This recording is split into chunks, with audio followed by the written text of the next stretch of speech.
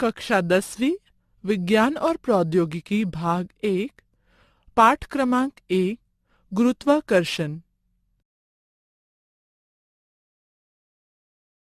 परिचय। थोड़ा याद कीजिए। 1. किसी पिंड पर बल लगाने से कौन सा परिणाम होता है? 2. आपको बल के कौन कौन से प्रकार ज्ञात हैं? 3. गुरुत्वाकर्षण बल के बारे में आप क्या जानते हैं? गुरुत्वाकर्षण बल एक वैश्विक बल है जो केवल पृथ्वी पर स्थित दो पिंडों के बीच ही नहीं अपितु किन्हीं भी दो खगोलीय पिंडों के बीच भी प्रयुक्त होता है।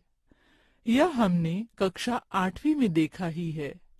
इस बल की खोज कैसे हुई उसे हम जानेंगे।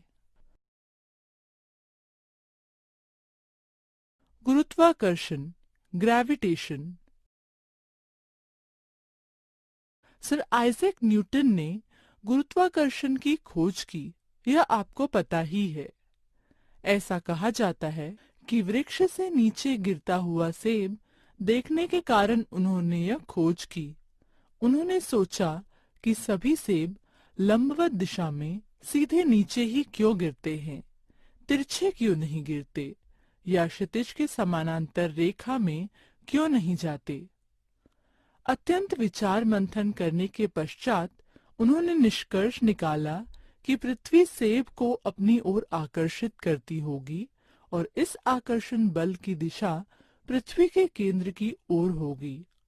वृक्ष के सेब से पृथ्वी के केंद्र की ओर जाने वाली दिशा क्षितिज के लंबवत होने के कारण सेब वृक्ष से क्षितिज के लंबवत दिशा से नीचे गिरता है। आकृति 1.1 में पृथ्वी पर सेब का एक वृक्ष दिखाया गया है।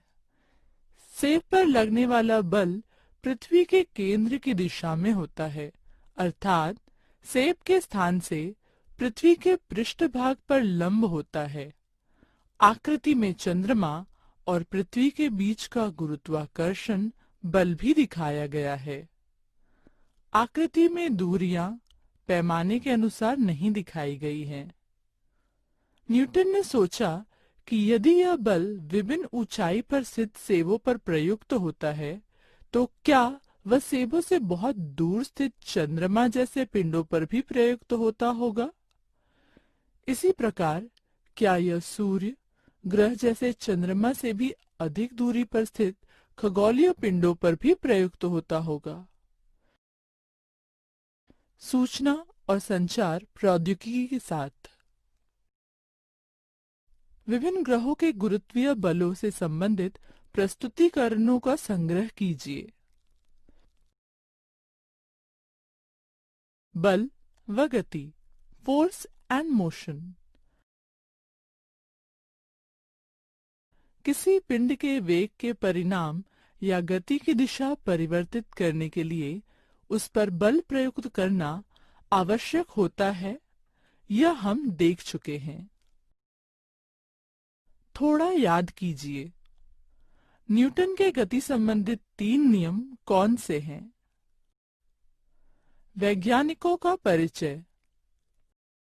सर आइजैक न्यूटन 1642 से 1727 आधुनिक समय के अग्रणी वैज्ञानिक माने जाते हैं। उनका जन्म इंग्लैंड में हुआ था। उन्होंने गति के नियम, गति के समीकरण और गुरुत्वाकर्षण का सिद्धांत अपनी प्रिंसिपिया नामक पुस्तक में प्रतिपादित किए। उसके पूर्व केपलर ने ग्रहों की कक्षाओं का वर्णन करने वाले 3 नियम प्रतिपादित किए थे, परंतु ग्रह इस नियम के अनुसार भ्रमण क्यों करते हैं, इसका कारण नहीं पता था। न्यूटन ने गुरुत्वाकर्षण सिद्धांत का उपयोग करके उस नियम को गणितीय विधि के द्वारा सिद्ध किया। न्यूटन ने प्रकाश, ध्वनि, ऊष्मा और गणित जैसे क्षेत्रों में उल्लेखनीय कार्य किए। उन्होंने गणित की एक नई शाखा की खोज की।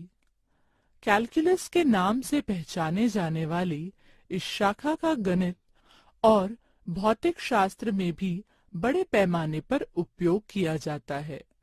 न्यूटन परावर्तनक दूरबीन बनाने वाले पहले वैज्ञानिक हैं। वृत्ताकार गति, सर्कुलर मोशन व अभिकेंद्री बल, सेंट्रीपिटल फोर्स। आओ करके देखें। रस्सी के सिरे पर एक पत्थर बांधिए। रस्सी का दूसरा सिरा हाथ में पकड़कर नीचे दी गई आकृति में दिखाए अनुसार इस प्रकार घुमाइए कि पत्थर एक वृत्त पर घूमे। उस पत्थर पर क्या आप कुछ बल प्रयुक्त कर रहे हैं? उसकी दिशा कौन सी है? यह बल प्रयुक्त न होने के लिए आप क्या करेंगे? और ऐसा करने पर पत्थर पर क्या प्रभाव पड़ेगा? जब तक हमने रस्सी को पकड़ कर रखा है, तब तक हम उस पत्थर को अपनी ओर अर्थात वृत्त के केंद्र की ओर खींचते हैं। इसका अर्थ यह है कि पत्थर पर कक्षा के केंद्र की दिशा में बल प्रयुक्त कर रहे हैं। हमने रस्सी छोड़ दी तो पत्थर पर हमारे द्वारा लगाया गया बल समाप्त हो जाएगा। उस क्षण वृत्त पर पत्थर के स्थान पर स्थित स्पर्श रेखा की दिशा में पत्थर फेंका जाता है, क्योंकि उस क्षण वह उसके वेग की दिशा होती है। आपको याद होगा कि हमने ऐसी ही एक कृति हम पहले कर चुके हैं। उसमें एक गोल घूमने वाली चकती डिस्क पर रखा 5 रुपए का सिक्का स्पर्श रेखा की दिशा में फेंका जाता है। वृत्ताकार कक्षा में घूमने वाले किसी पिंड पर वृत्त के केंद्र की दिशा में बल प्रयुक्त होता है। यह उपर्युक्त कृति द्वारा समझ में आता है। इस बल को अभिकेंद्री बल, सेंट्रीपिटल फोर्स कहते हैं। इसी बल के कारण पिंड केंद्र की ओर जाने के लिए प्रवृत्त होता है। आपको पता है कि पृथ्वी का प्राकृतिक उपग्रह चंद्रमा एक विशेष कक्षा में पृथ्वी के परितः परिभ्रमण करता है, अर्थात उसकी दिशा और वेग निरंतर बदलता रहता है। तो क्या उस पर कोई बल सतत प्रयुक्त होता होगा? इस बल की दिशा कौन सी होगी? यदि ऐसा नहीं होता तो चंद्रमा की गति कैसी होती? क्या हमारे सौर मंडल के अन्य ग्रह सूर्य के परितः ऐसे ही भ्रमण करते हैं? क्या उन पर भी ऐसा ही बल प्रयुक्त होता है? उसकी दिशा कौन सी होगी? पिछली कृति, उदाहरण और प्रश्नों पर विचार करने से यह स्पष्ट होता है कि चंद्रमा भी पृथ्वी के परितः परिभ्रमण करने वाला पिंड है। चंद्रमा को पृथ्वी के परितः उसकी कक्षा में घूमते हुए रखने के लिए उस पर बल प्रयुक्त होना आवश्यक है, और यह बल पृथ्वी ही प्रयुक्त करती होगी और चंद्रमा को अपनी ओर आकर्षित करती होगी। इसी प्रकार सूर्य भी पृथ्वी के साथ अन्य सभी ग्रहों को अपनी ओर आकर्षित करता होगा। केपलर का नियम, केपलर्स लॉ। प्राचीन काल से ही मनुष्य ग्रहों की स्थिति का निरीक्षण करते आया है। गैलीलियो के पहले ये निरीक्षण केवल आंखों से ही किए जाते थे। 16वीं शताब्दी तक ग्रहों की स्थिति और गति विषयक बहुत सी जानकारी उपलब्ध हुई थी। योहानस केपलर नाम के वैज्ञानिक ने इस संपूर्ण जानकारी का अध्ययन किया। उन्हें यह ज्ञात हुआ कि ग्रहों की गति के कुछ विशिष्ट नियम हैं। उन्होंने ग्रहों की गति संबंधित 3 नियम प्रतिपादित किए। केपलर के नियम नीचे दिए गए हैं। केपलर का पहला नियम, ग्रह की कक्षा दीर्घवृत्ताकार होती है तथा सूर्य उस कक्षा के एक नाभि पर स्थित होता है। आकृति में ग्रह की सूर्य के परितः परिभ्रमण की दीर्घवृत्ताकार कक्षा दिखाई गई है। सूर्य की स्थिति S द्वारा दर्शाई गई है। केपलर का दूसरा नियम, ग्रह को सूर्य से जोड़ने वाली रेखा समान समयावधि में समान क्षेत्रफल व्याप्त करती है।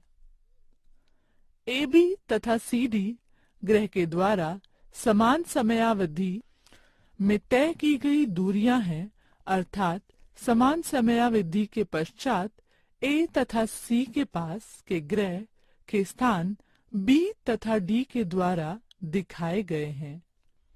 आकृति में ए एस व सी एस ये सीधी रेखाएं एक समान समयावधि में समान क्षेत्रफल व्याप्त करती हैं, अर्थात ए एस बी व सी एस डी यह क्षेत्रफल समान है।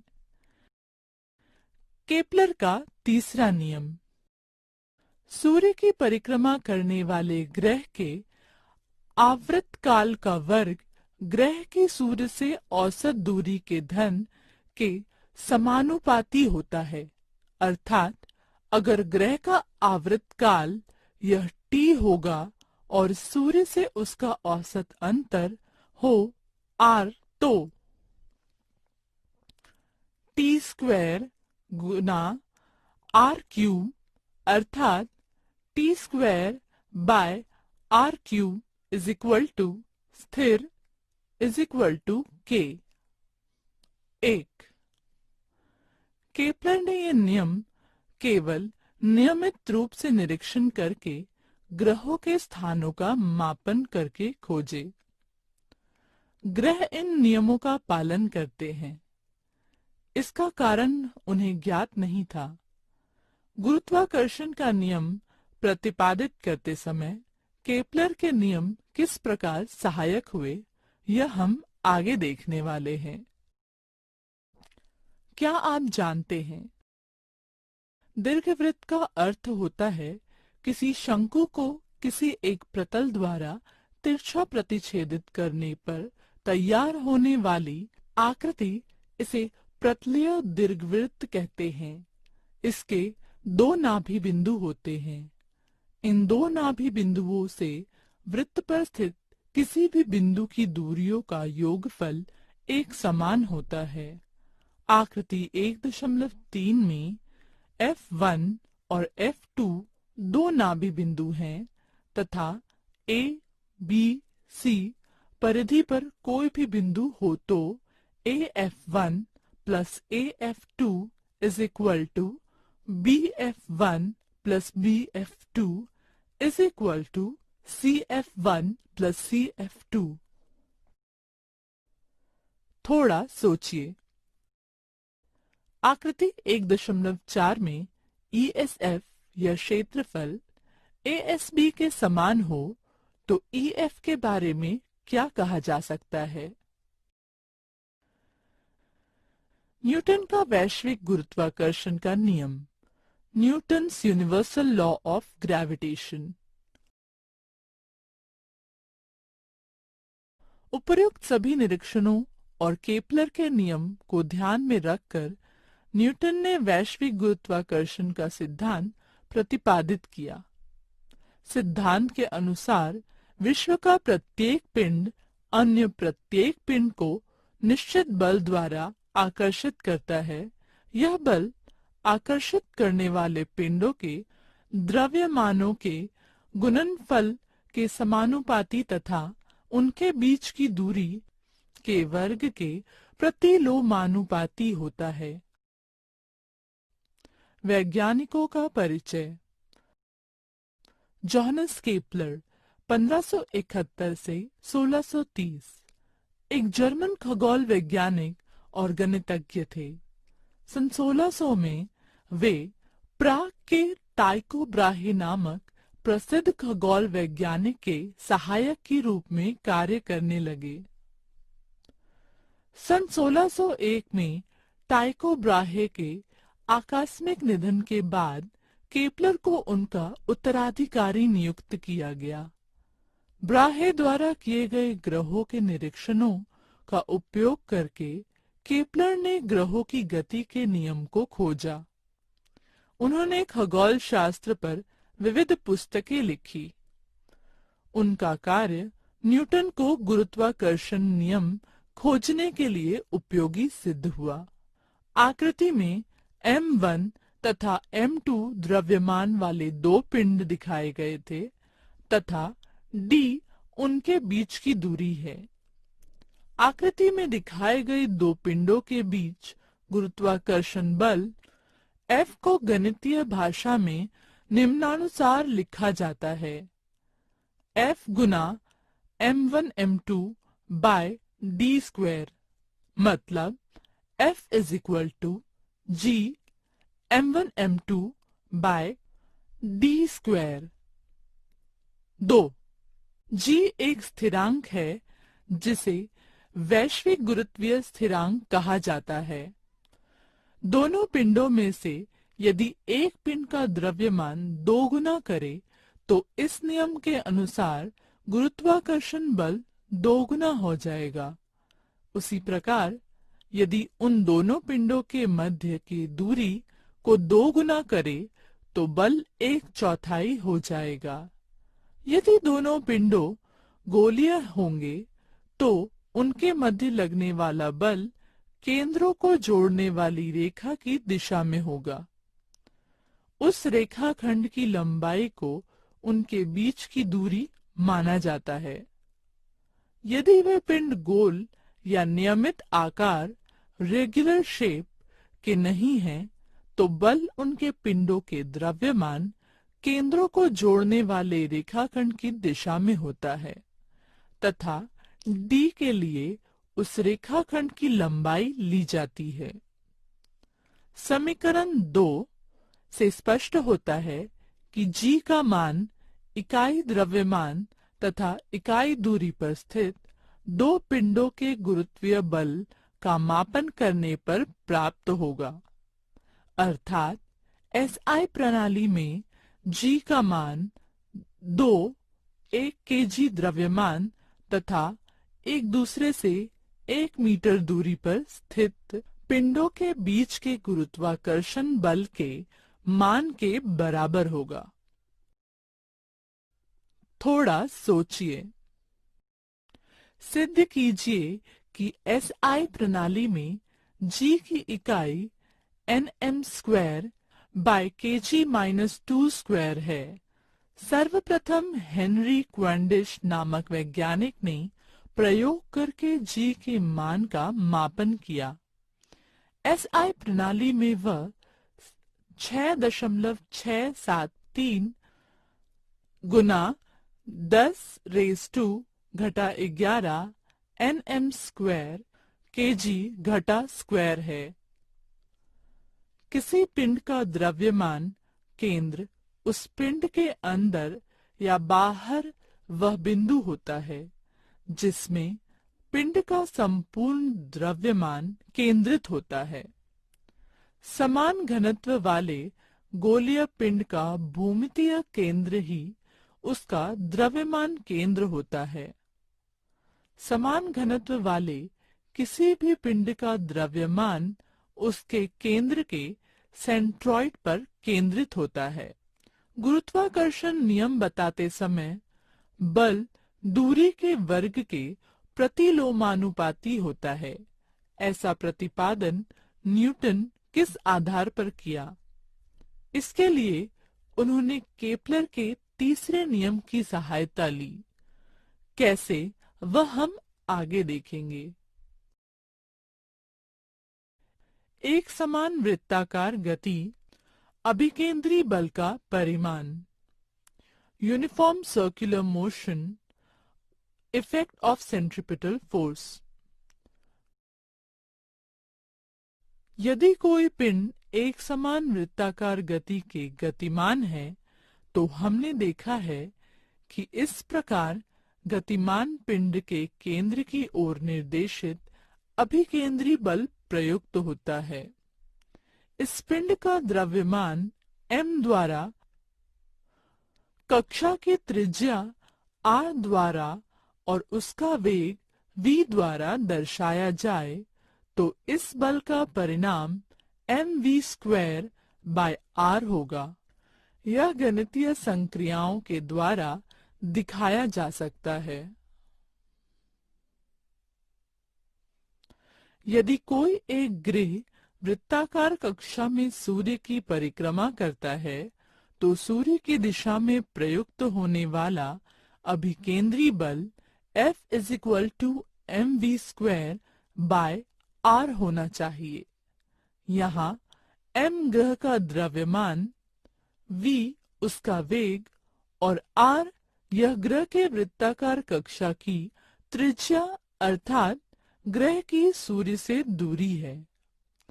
उसका वेग हम उसके आवर्त काल t अर्थात सूर्य के परितः एक परिक्रमा करने की समयावधि और त्रिज्या का उपयोग करके ज्ञात कर सकते हैं।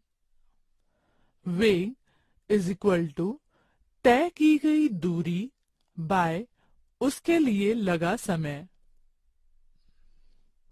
ग्रह द्वारा एक परिक्रमा में तय की गई दूरी बराबर वृत्त की परिधि 2 पाई r, r सूर्य से दूरी उसके लिए लगा हुआ समय बराबर आवर्त काल बराबर t।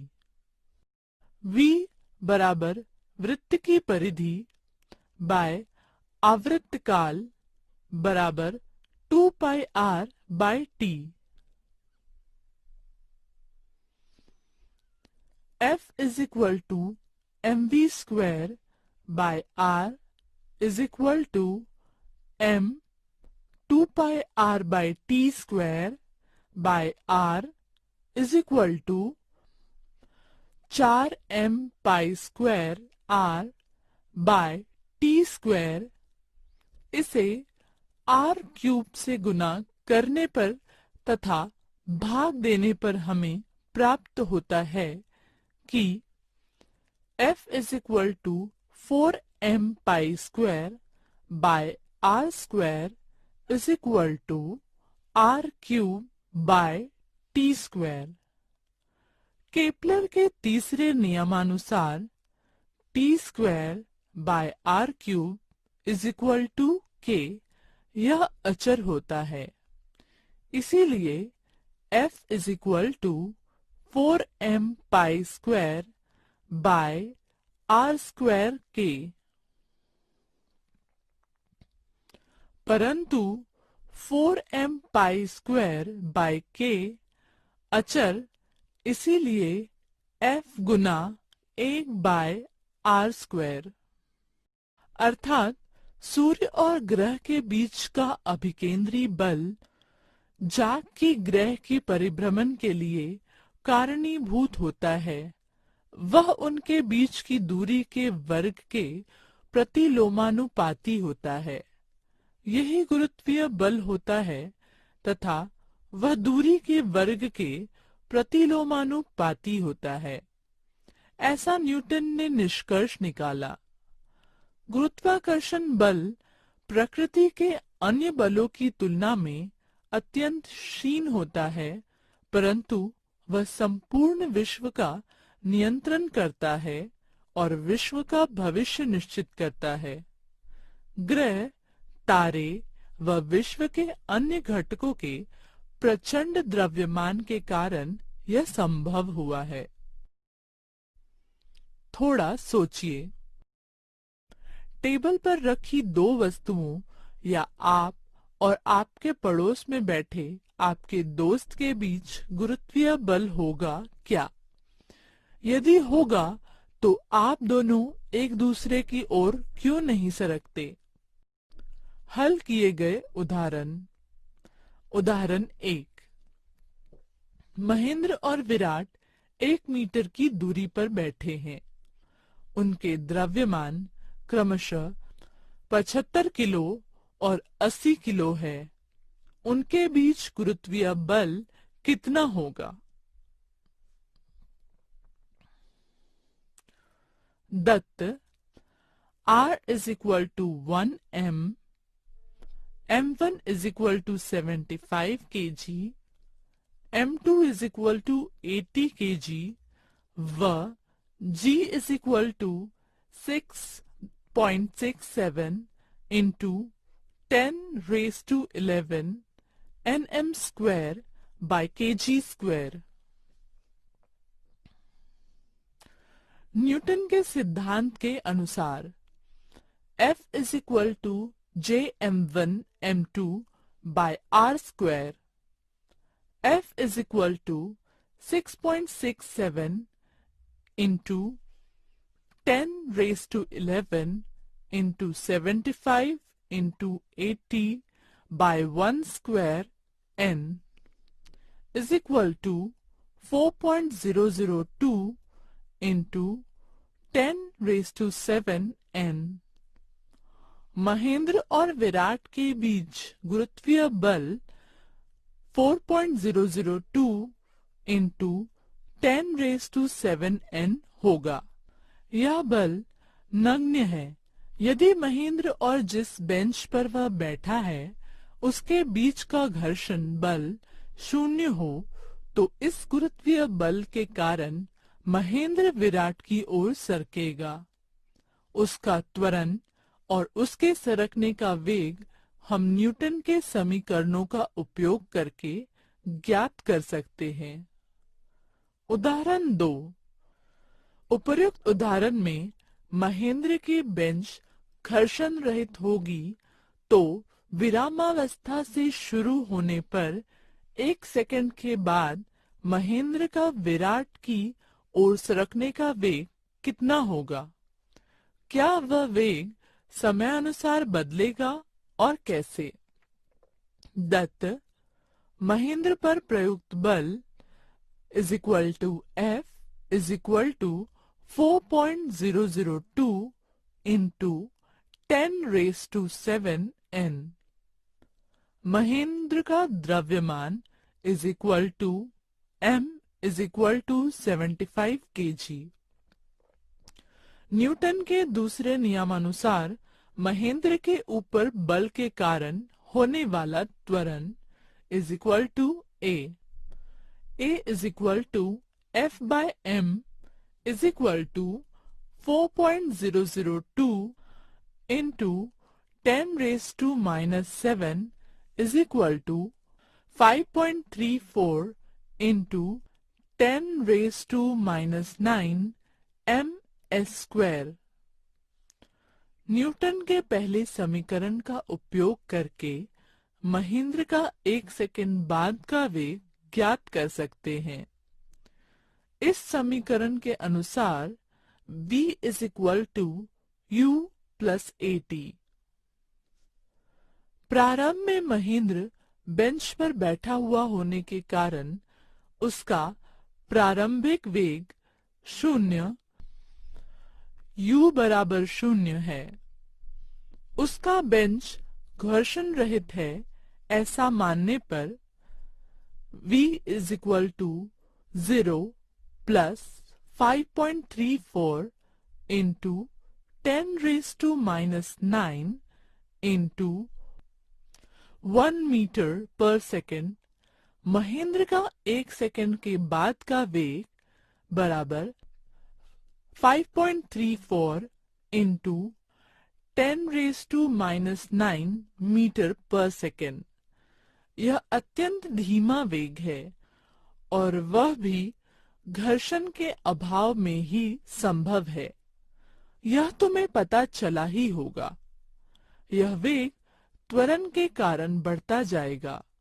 उसी प्रकार समयानुसार महेंद्र विराट के समीप सरकने के कारण उनके बीच की दूरी कम होती जाएगी। गुरुत्वाकर्षण के नियमानुसार गुरुत्वीय बल बढ़ते जाएगा और उस कारण न्यूटन के दूसरे नियमानुसार त्वरण भी बढ़ते जाएगा। थोड़ा सोचिए। उदाहरण 2 में महेंद्र का त्वरण स्थिर रखने पर वेगानुसार उसे विराट तक सरकने के लिए कितना समय लगेगा? क्या आप जानते हैं समुद्र में नियमित रूप से आने वाले ज्वार और भाटे के बारे में आपको पता ही है। किसी किनारे के समुद्र के पानी का स्तर दिन भर में नियमित समयावधि के बाद 2 बार बढ़ता और कम होता है। भिन्न भिन्न स्थानों पर ज्वार भाटे का समय भिन्न होता है। समुद्र के जल का स्तर चंद्रमा के गुरुत्वीय बल के कारण बदलता है। इस बल के कारण चंद्रमा की दिशा में स्थित पानी ऊपर उठता है। इस कारण उस स्थान पर ज्वर आता है। आकृति 1.6 में दर्शाए अनुसार उस स्थान से पृथ्वी के 90 डिग्री अक्ष से कोण पर स्थित पृथ्वी के स्थान पर पानी का स्तर कम होता है और वहां भाटा आता है। पृथ्वी का गुरुत्वीय बल, अर्थ्स ग्रेविटेशन फोर्स। क्षितिज के लंबवत दिशा में सीधा ऊपर फेंके गए पत्थर का वेग क्या एक समान होगा या वह समयानुसार बदलेगा? किस प्रकार बदलेगा? वह पत्थर सतत ऊपर क्यों नहीं जाता? थोड़ी ऊंचाई पर जाकर वह पुनः नीचे क्यों आता है? उसकी अधिकतम ऊंचाई किस पर निर्भर होती है? पृथ्वी उसके समीप के सभी पिंडों को गुरुत्वीय बल से अपनी ओर आकर्षित करती है। पृथ्वी का द्रव्यमान केंद्र उसका केंद्र बिंदु होता है। इसीलिए किसी भी पिंड पर पृथ्वी का गुरुत्वीय बल पृथ्वी के केंद्र की दिशा में होता है। अतः इस बल के कारण वस्तु क्षितिज के लंब दिशा में नीचे गिरती है। इसी प्रकार जब हम कोई पत्थर क्षितिजलंब दिशा में सीधे ऊपर फेंकते हैं, तब यही बल उसे नीचे खींचता है और उसका वेग कम करता है। निरंतर प्रयुक्त होने वाले इस बल के कारण पत्थर का वेग कुछ समय के पश्चात शून्य हो जाता है। उसी बल के कारण पत्थर नीचे पृथ्वी के केंद्र की ओर जाने लगता है। हल किए गए उदाहरण। उदाहरण 1, महेंद्र पर होने वाले गुरुत्वीय बल का परिणाम ज्ञात करो। दत्त पृथ्वी का द्रव्यमान is equal to m1 is equal to 6 into 1024 kg। पृथ्वी की त्रिज्या is equal to r is equal to 6.4 into 10⁶ m। Mahendra का द्रव्यमान is equal to m2 is equal to 75 kg। g is equal to 6.67 into 10⁻⁻11 nm square by kg square. गुरुत्वीय बल के सिद्धांत के अनुसार महेंद्र पर लगने वाला पृथ्वी का गुरुत्वीय बल F is equal to gm1 m2 by r square. F is equal to 6.67 into 10⁻⁻11 into 75 into 6 into 10⁻24 by 6.4 into 10⁻6 bracket square n is equal to 733 n। यह बल महेंद्र और विराट के बीच के गुरुत्वीय बल का 1.83 इंटू 10⁻9 गुना है। उदाहरण 2, विरामावस्था से शुरू करके पृथ्वी के गुरुत्वीय बल के कारण 1 सेकंड के बाद महेंद्र का वेग कितना होगा?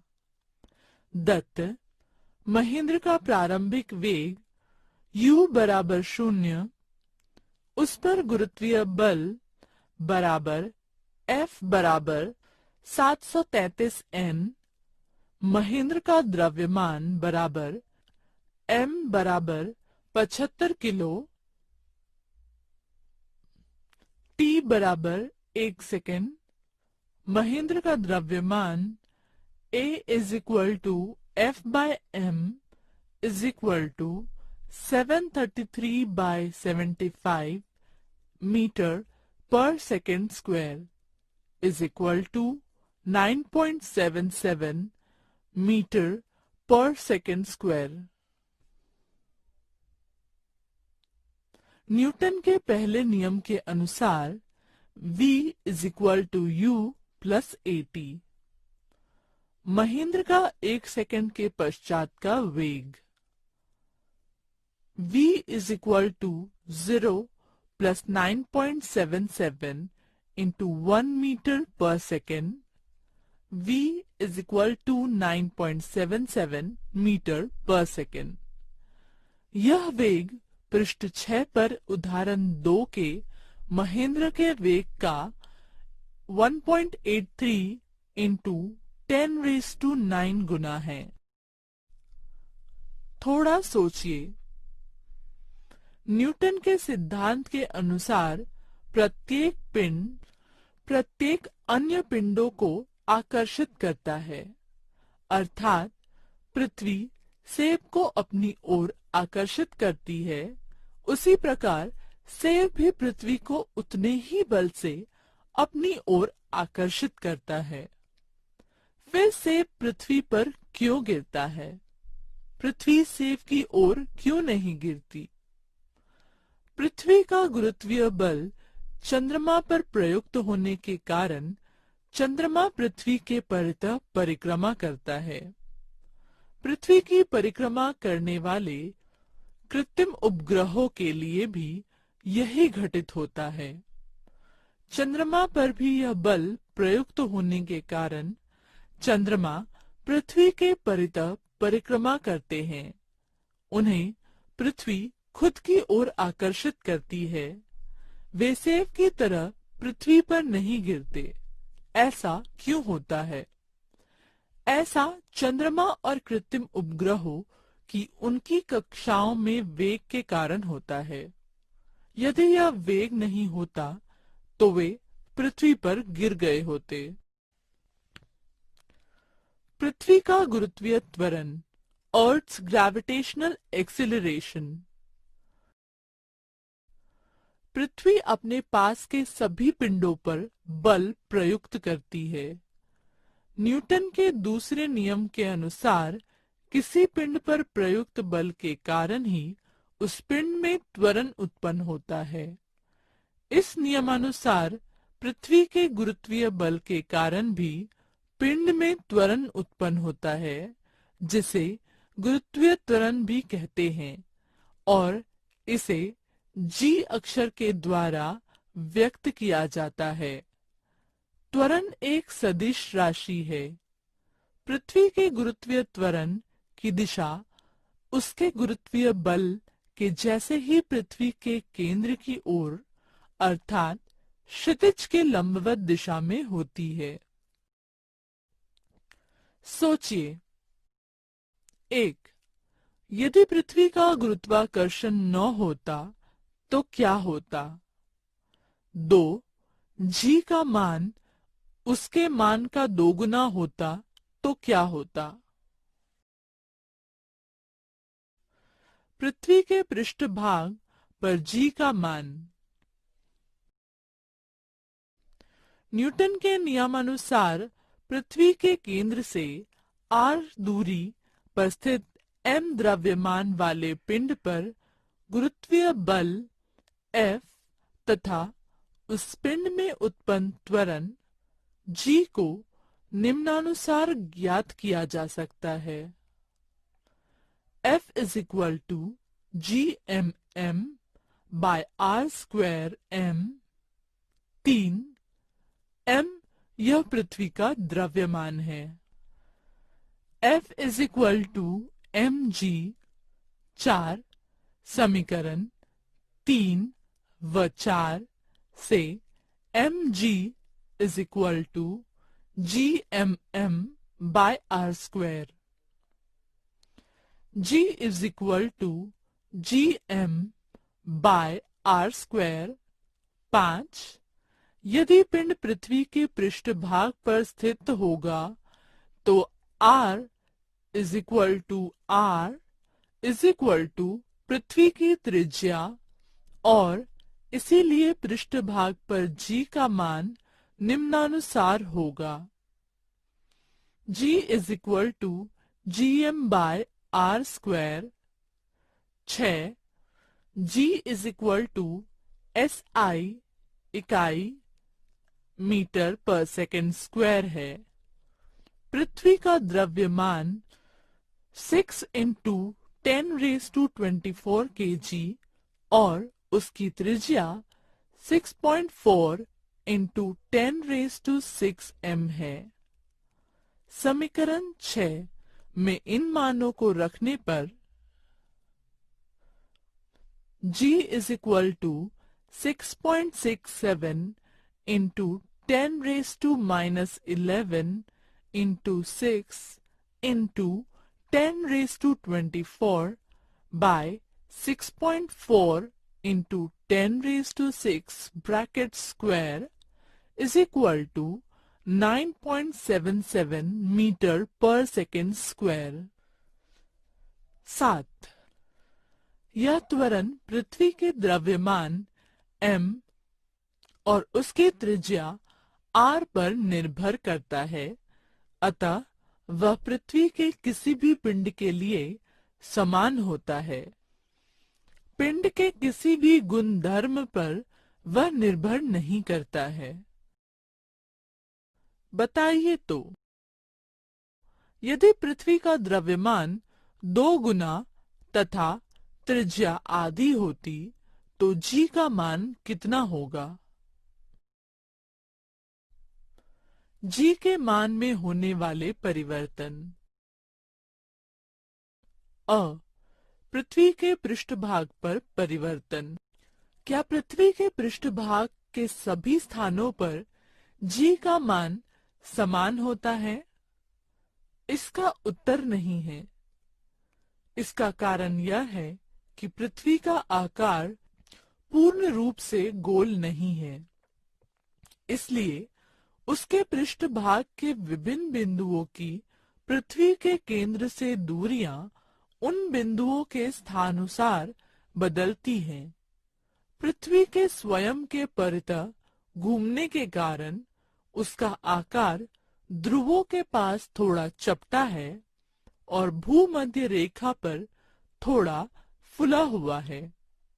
इसलिए पृथ्वी की त्रिज्या ध्रुवों के पास कम और भूमध्य रेखा के पास अधिक होती है। अतः g मान ध्रुवों पर सर्वाधिक अर्थात है 9.832 मीटर पर सेकंड स्क्वायर और वहां से भूमध्य रेखा की ओर जाते समय उसका मान कम कम होते जाता है। भूमध्य रेखा पर g का मान सबसे कम अर्थात 9.78 मीटर पर सेकंड स्क्वायर होता है। ब पृथ्वी के ऊंचाई के अनुसार परिवर्तन। पृथ्वी के पृष्ठभाग से ऊपर जाते समय बिंदु की केंद्र से दूरी बढ़ती जाती है और समीकरण 5 के अनुसार g का मान कम होते जाता है। पृथ्वी के पृष्ठभाग से पिंड की ऊंचाई पृथ्वी के त्रिज्या की तुलना में बहुत कम होने के कारण उस ऊंचाई के कारण g में होने वाला परिवर्तन अल्प होता है। उदाहरणार्थ, पृथ्वी की त्रिज्या 6400 किलोमीटर है। पृथ्वी के पृष्ठभाग से 8 से 10 किलोमीटर ऊंचाई पर उड़ने वाले हवाई जहाज की पृथ्वी के केंद्र से दूरी 10 किलोमीटर से बढ़ने के कारण g के मान में परिवर्तन नगण्य होता है। परंतु जब हम किसी कृत्रिम उपग्रह का विचार करते हैं तब पृथ्वी के पृष्ठभाग से उसकी ऊंचाई के कारण जी के परिवर्तन पर ध्यान देना पड़ता है। कुछ विशिष्ट ऊंचाइयों पर जी के मान में होने वाले परिवर्तन नीचे दी गई तालिका में दिए गए हैं। स्थान, पृथ्वी के पृष्ठभाग से ऊंचाई किलोमीटर, जी मीटर पर सेकंड स्क्वायर। पृथ्वी का पृष्ठभाग औसत 0.9.8, माउंट एवरेस्ट 8.8, 9.8। मान निर्मित गुब्बारे द्वारा प्राप्त की गई सर्वाधिक ऊंचाई 36.6, 9.77। अंतरिक्ष याना की कक्षा 400, 8.7। यातायात उपग्रह की कक्षा 35,700, 0.225। क, गहराई के अनुसार परिवर्तन। पृथ्वी के अंदर जाते समय भी जी के मान में परिवर्तन होता है। समीकरण 5 के आर का मान कम होते जाता है और उस अनुसार जी का मान बढ़ना चाहिए, लेकिन पृथ्वी के केंद्र के पास जाने के कारण पिंड पर गुरुत्वीय बल प्रयुक्त करने वाला पृथ्वी का भाग भी कम होता है। अतः समीकरण 5 में उपयोग में लाए जाने वाले m का मान भी बदलता है। इनके एकत्रित प्रभाव के कारण पृथ्वी के अंदर जाते समय जी का मान कम होते जाता है। सोचिए, 1.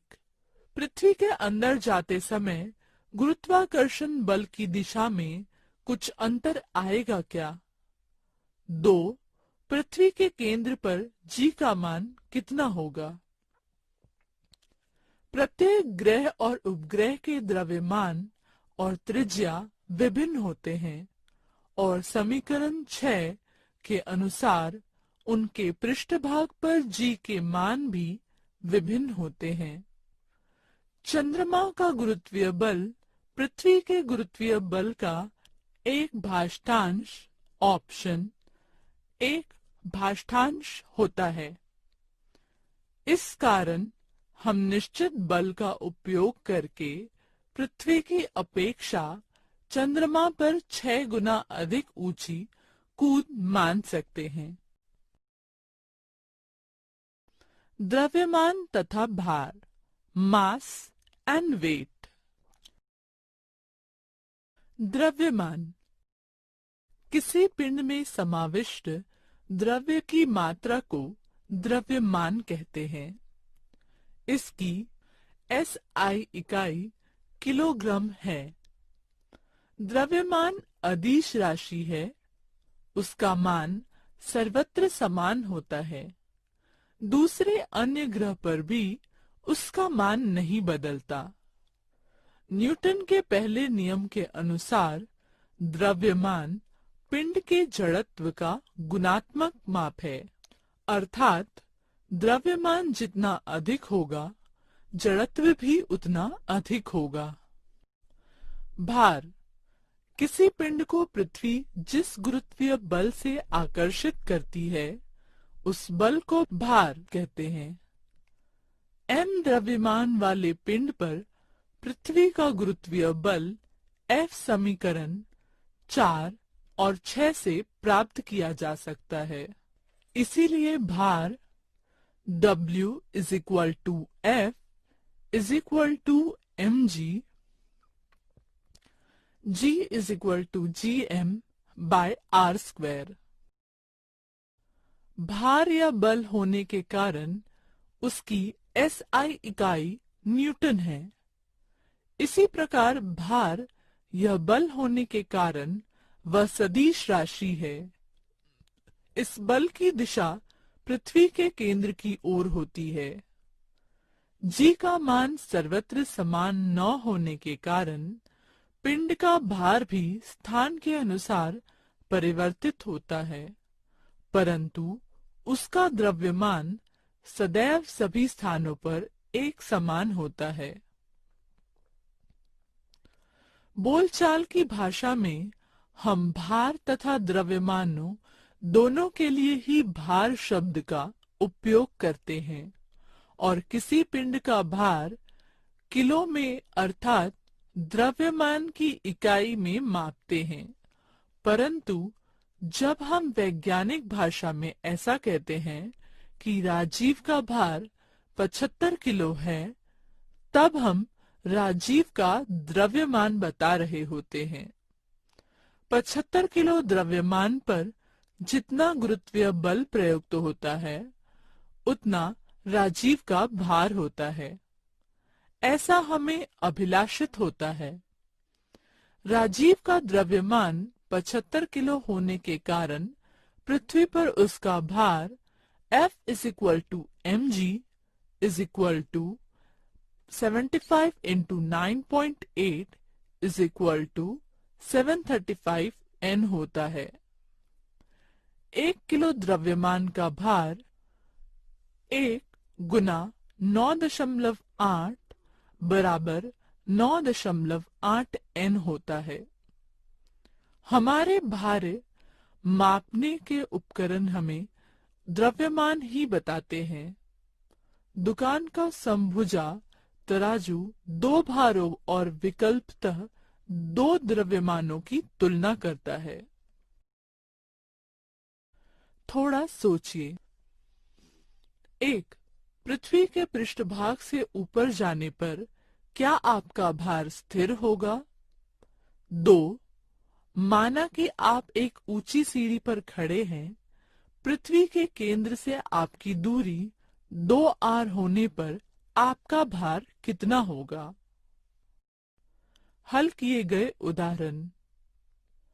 उदाहरण यदि किसी व्यक्ति का पृथ्वी पर भार 750 N न्यूटन है, तो चंद्रमा पर उसका भार कितना होगा? चंद्रमा का द्रव्यमान पृथ्वी के द्रव्यमान का 1/81 गुना है तथा उसकी त्रिज्या पृथ्वी की त्रिज्या के 1/3.7 गुना है। दत्त पृथ्वी पर भार बराबर 750 N, पृथ्वी के ME तथा चंद्रमा के MM द्रव्यमानों का अनुपात ME/MM = 81। पृथ्वी के RE और चंद्रमा के RM त्रिज्याओं का अनुपात RE/RM = 3.7। माना कि उस व्यक्ति का द्रव्यमान m kg है। पृथ्वी पर उसका भार mg = 750 mgme/r²e। इसीलिए m = 750 r²e/jme। एक व्यक्ति का चंद्रमा पर भार mgmm/r²m। समीकरण 1 का उपयोग 750 r²e/jme jmm/r²m = 750 r²e/r²m mm/me = 750 × 3.7 × 1/81 = 126.8 N। चंद्रमा पर भार पृथ्वी के भार का 1/6 गुना होता है। पिंड का चंद्रमा पर भार हम mgm अर्थात चंद्रमा पर गुरुत्वीय त्वरण लिख सकते हैं, अर्थात चंद्रमा पर त्वरण पृथ्वी पर के त्वरण का 1/6 गुना है। गुरुत्वीय लहरें।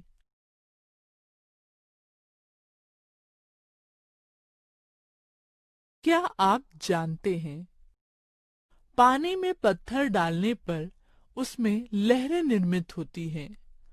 इसी प्रकार एक रस्सी के दोनों सिरों को पकड़कर हिलाने पर उस पर भी लहरें निर्मित होती हैं। यह आपने देखा ही होगा। प्रकाश भी एक प्रकार की तरंग है। उसे विद्युत चुंबकीय तरंग कहते हैं। गामा किरण, क्ष किरण, पराबैंगनी किरण, अवरक्त किरण, माइक्रोवेव और रेडियो तरंग, ये सभी विद्युत चुंबकीय तरंग के ही विविध प्रकार हैं। खगोलीय पिंड ये तरंगे उत्सर्जित करते हैं और हम अपने उपकरणों द्वारा उन्हें ग्रहण करते हैं।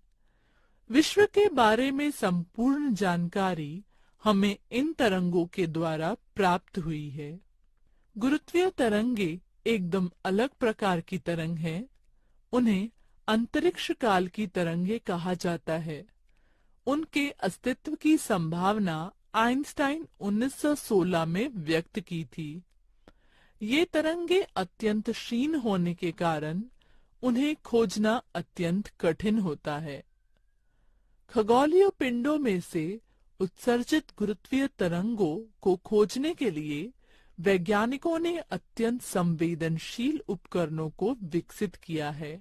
इसमें LIGO laser interferometric gravitational wave observatory प्रमुख है। वैज्ञानिकों ने सन 2016 में आइंस्टाइन की भविष्यवाणी के 100 वर्षों के पश्चात गुरुत्वीय तरंगों की खोज की। इस शोध में भारतीय वैज्ञानिकों का योगदान है। इस शोध के द्वारा विश्व की जानकारी मिलने के लिए एक नया मार्ग खुल गया है। मुक्त पतन, फ्री फॉल। करके देखिए। एक छोटा पत्थर हाथ में पकड़िए। उस पर कौन कौन से बल प्रयुक्त हो रहे हैं। अब उस पत्थर को धीरे से छोड़ दीजिए।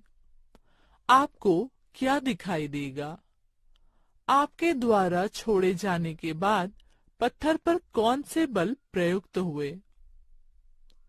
हमें ज्ञात है कि पृथ्वी का गुरुत्वीय बल सभी पिंडों पर प्रयुक्त होता है। हमने जब पत्थर हाथ में पकड़ा था तब भी यह बल प्रयुक्त हो ही रहा था, परंतु हमारे हाथ के द्वारा विपरीत दिशा में लगाए गए बल उसे संतुलित कर रहे थे और वह पत्थर स्थिर था।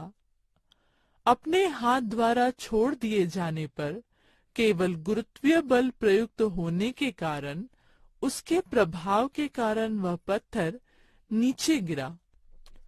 जब कोई पिंड केवल गुरुत्वीय बल के प्रभाव के कारण गतिमान हो तो उस गति का मुक्त पतन कहते हैं, अर्थात पत्थर का मुक्त पतन होता है। मुक्त पतन में प्रारंभिक वेग 0 होता है और समयानुसार गुरुत्वीय त्वरण के कारण वह बढ़ता जाता है। पृथ्वी पर मुक्त पतन के समय हवा के साथ होने वाले घर्षण के कारण पिंड की गति का विरोध होता है और पिंड पर ऊर्ध्वगामी बल भी कार्य करता है।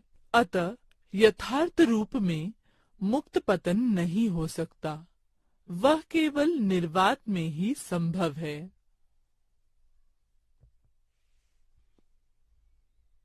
मुक्त पतन में पिंड का जमीन पर गिरते समय का वेग और उसे लगने वाली समयावधि हम न्यूटन के समीकरणों का उपयोग करके ज्ञात कर सकते हैं। मुक्त पतन के लिए त्वरण g होता है और प्रारंभिक वेग u शून्य होता है। यह मानकर ये समीकरण निम्नानुसार है: v is equal to G T, s is equal to 1/2 G T square, v square is equal to 2gs। सीधे ऊपर की ओर फेंके गए पिंड की गति का अध्ययन करते समय g का मान g के स्थान पर g लेना पड़ेगा, क्योंकि इस गति में त्वरण वेग के विपरीत दिशा में होता है। g का परिणाम उतना ही होता है, परंतु इस त्वरण के कारण पत्थर के वेग में वृद्धि न होकर कमी होती है। चंद्रमा और कृत्रिम उपग्रह भी केवल पृथ्वी के गुरुत्वीय बल के प्रभाव के कारण गतिशील रहते हैं। इस कारण वे भी मुक्त पतन के उदाहरण हैं। क्या आप जानते हैं, पृथ्वी के किसी एक स्थान पर g का मान सभी पिंडों के लिए समान होता है। इसीलिए किन्हीं भी दो पिंडों को एक ही ऊंचाई से छोड़ने पर वे एक ही समय पर जमीन पर पहुंचते हैं। उनके द्रव्यमान तथा अन्य किसी भी गुणधर्म का इस समयावधि पर परिणाम नहीं होता। ऐसा कहा जाता है कि गैलीलियो ने लगभग ईसवी सदी 1590 में इटली देश के पीसा शहर में एक प्रयोग किया। दो विभिन्न द्रव्यमानों के गोले वहां की झुकी हुई मीनार से एक ही समय नीचे छोड़े तो वे एक ही समय पर जमीन पर गिरते हैं। यह सिद्ध किया। यदि हमने एक भारी पत्थर और एक पंख को ऊंचाई से एक ही समय पर छोड़ा तो भी वे एक ही समय पर जमीन पर पहुंचते हुए नहीं दिखाई देते।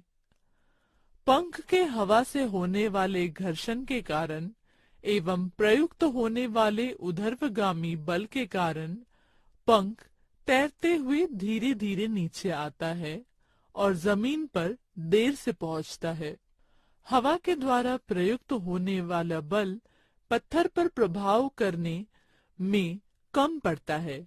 तथापि वैज्ञानिकों ने यह प्रयोग निर्वात में करके यह सिद्ध किया कि पत्थर और पंख दोनों पिंड एक ही समय जमीन पर पहुंचते हैं।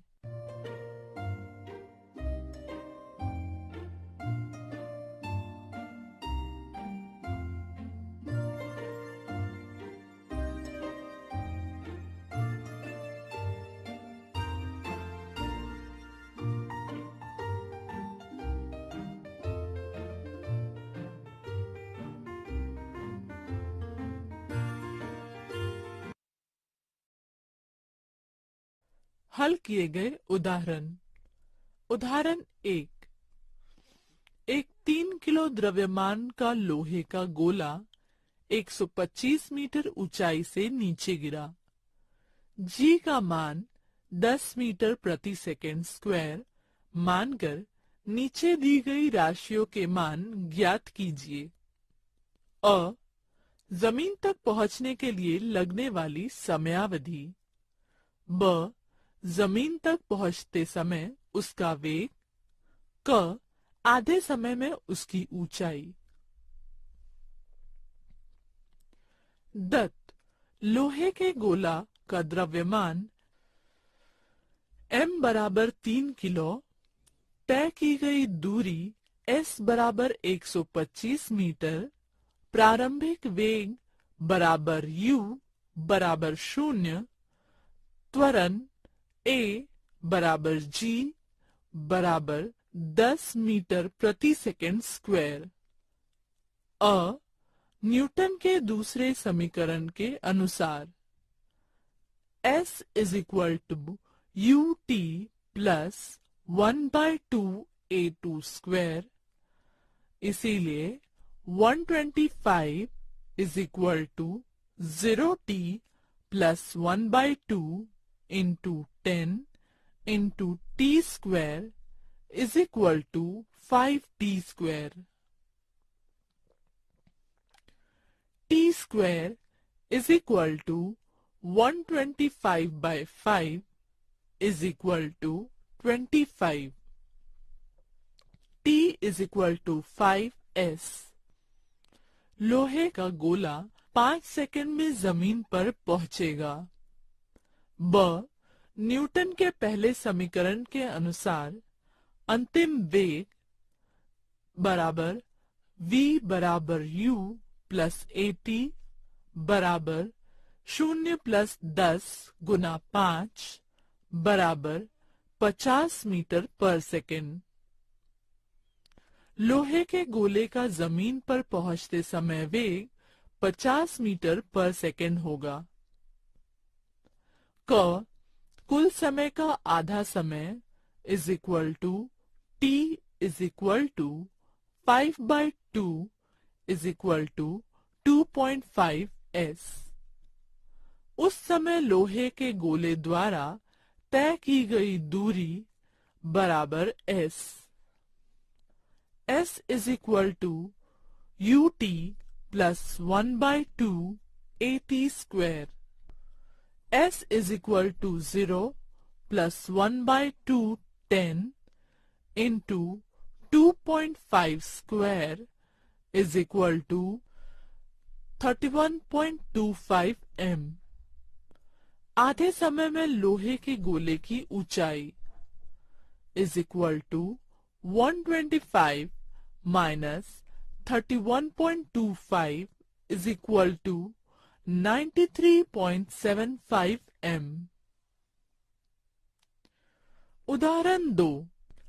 एक टेनिस की गेंद ऊपर फेंकी और वह 4.05 मीटर ऊंचाई तक पहुंचकर नीचे आई।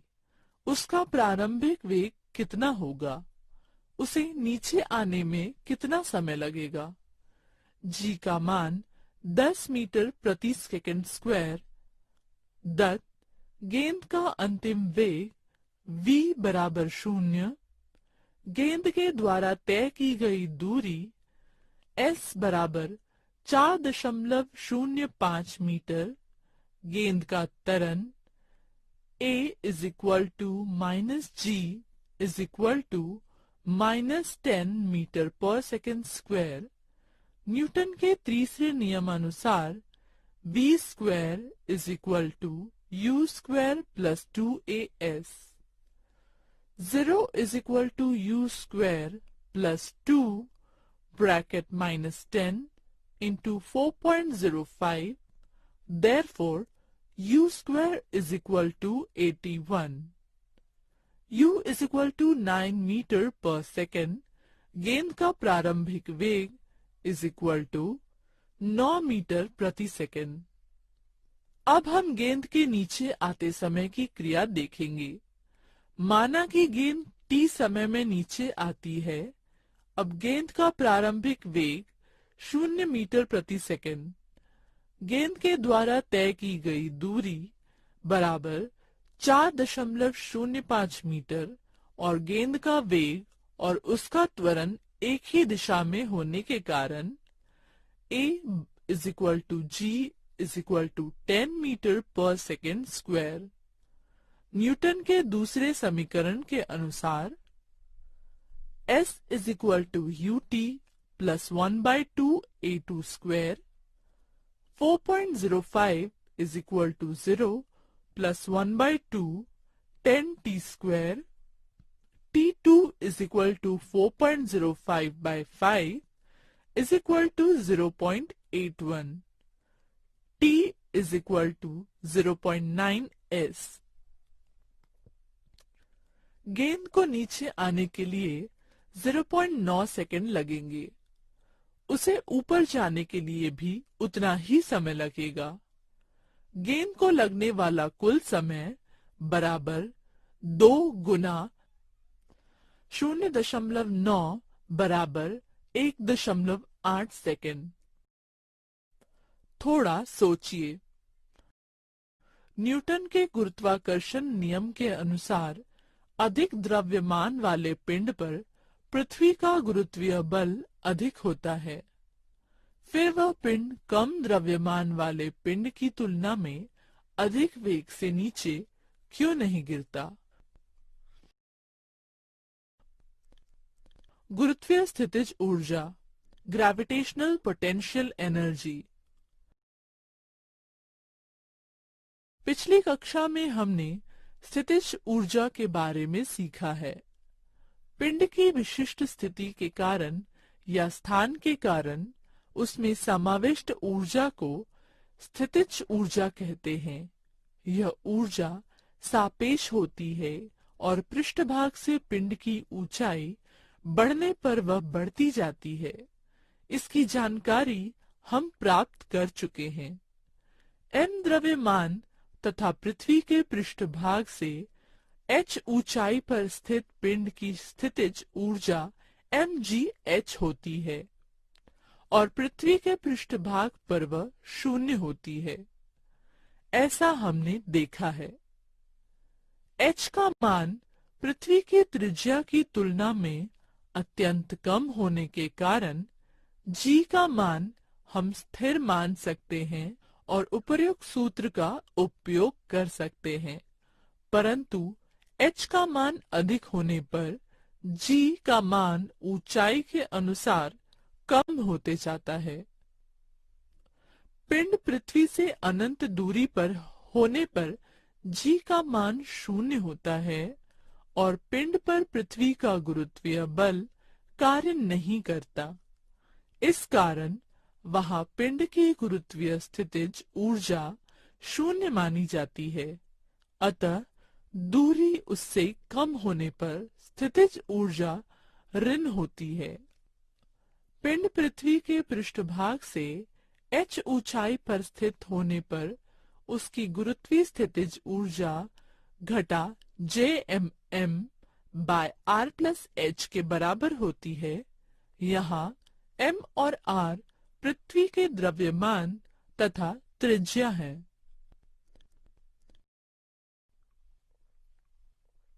मुक्ति वेग या पलायन वेग, एस्केप वेलोसिटी।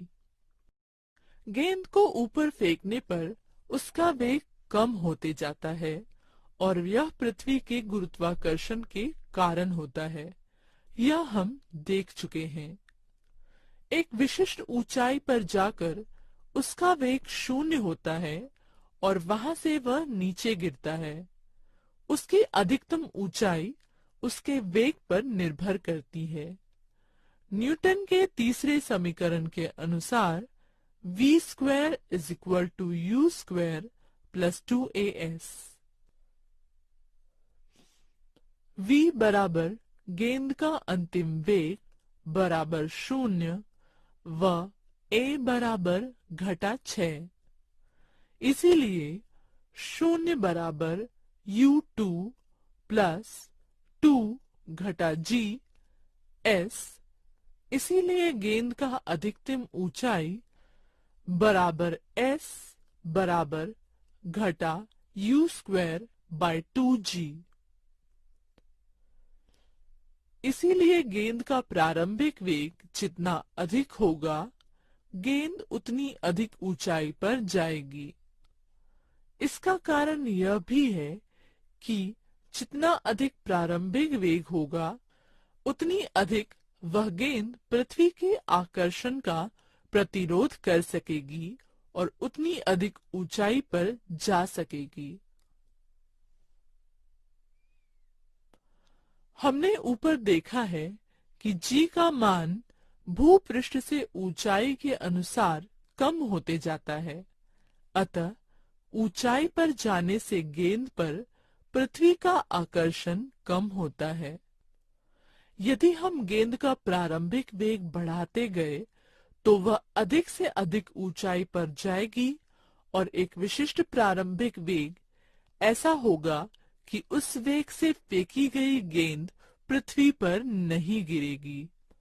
प्रारंभिक वेग के इस मान को